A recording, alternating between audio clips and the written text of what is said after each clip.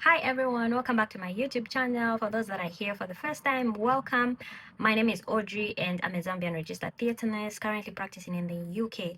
So I haven't been actually dropping any videos I think for the past 2 years, and this is because I've just been busy with work, mommy duties, wifey duties and all that, but I plan on managing my time better so that I can actually put more videos on my YouTube channel. So don't forget to subscribe so that every time I drop a video, you can get a notification and you don't have to miss anything. So we're going to address the big issue. Is it still possible to relocate to the UK in 2026? The answer to this question is yes. But is it easy? No, it's not. So right now, the UK is not actively recruiting nurses or healthcare workers, and this makes it very hard for people that want to actually relocate from their countries to come to the UK, because there is no massive recruitment like it was, I think, between 2021 and 2024. Yeah, that was the time that I came in 2022, and we had like agencies that were there to help out with a lot of things. But right now, because the UK is not actively recruiting, so there are no agencies helping out with the process of relocating. This does not mean you have to sit and then just give up and say, okay, it's impossible. I mean, I have seen people find jobs in the UK even during this time. So it's definitely possible. You just have to be determined. You don't have to give up. You have to just forge ahead and say, definitely one day I'm gonna be there, I'm gonna relocate, and everything will go on well. It might take time, and also you might spend more than what we're spending the time that we were relocating, because the time that I was relocating, my agency actually paid for a lot of things. And then even when I came here in the UK, we didn't have to really pay those things back, because the money that I used on the IELTS, they paid me back. The money I used on CBT, I was paid back. But right now that does not exist, because there's no active recruitment. I did a video outlining the steps that I took, or maybe my relocation process. That might not be very accurate to somebody that is relocating in 2026, because when I came here, I already had my job, but I had not done my OSCE exam.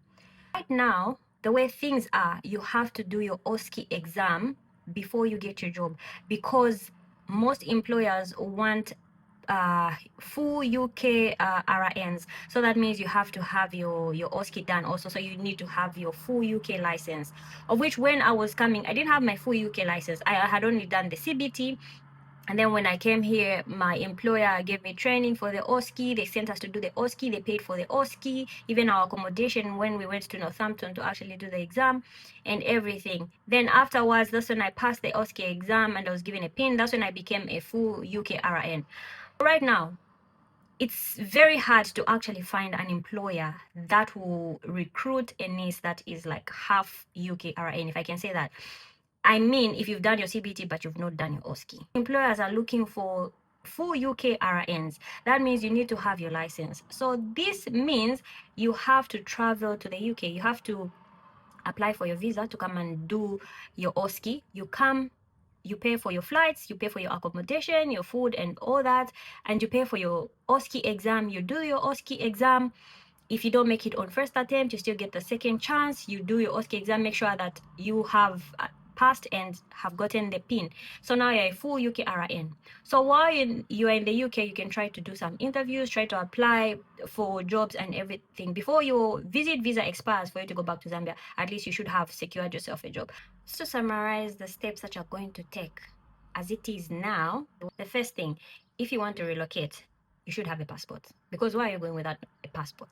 You not even sit for the IELTS exam without a passport. So first, get your passport. Then second, you do your IELTS exam, pass your IELTS exam. Then you do your GNC registration, your NMC registration, go and do your CBT. So now when you do your CBT, now the hard part comes in, because after CBT, you need the OSCE. So the OSCE is only done here in the UK. So now you have to, when you do the CBT, NMC UK is going to send you an invite to do the OSCE. So you have to use that invite to apply for a UK visit visa, which lasts you up to 6 months. When you come to the UK, you book your own flights, you pay for your own flights, your accommodation and everything, just like I said. Then you book your OSCE exam. The last time I checked, it was, I think, £700 plus. I'm not sure about that. Just Google and search everything. Some of you are too lazy. You want people to bring out information on a spoon, like spoon feeding somebody. You need to do your research, guys. You need to do your research. So after your OSCE, when you do your OSCE, you pass. Now you're full UKRN. It's easier for you to actually find a job. You can search for jobs while you're still on the visit visa. Maybe they call you for interviews. You have your interviews done. Sometimes you can even do interviews online. So even if you go back to them, you can still do interviews online. But just make sure you apply to lots and lots of places, so that by the time you're going back to Zambia, that visit visa, you should have already secured the UK job. So that when you go back to Zambia, everything that follows up is just like pre-employment checks and everything. And then after that, then they'll tell you, okay, your start date is this. And then you organize your things and then come to the UK. One thing I'm going to say, a lot of people on Facebook are very negative, especially those that don't even want to go. They're busy in comment sections trying to actually discourage everybody. No, this is hard.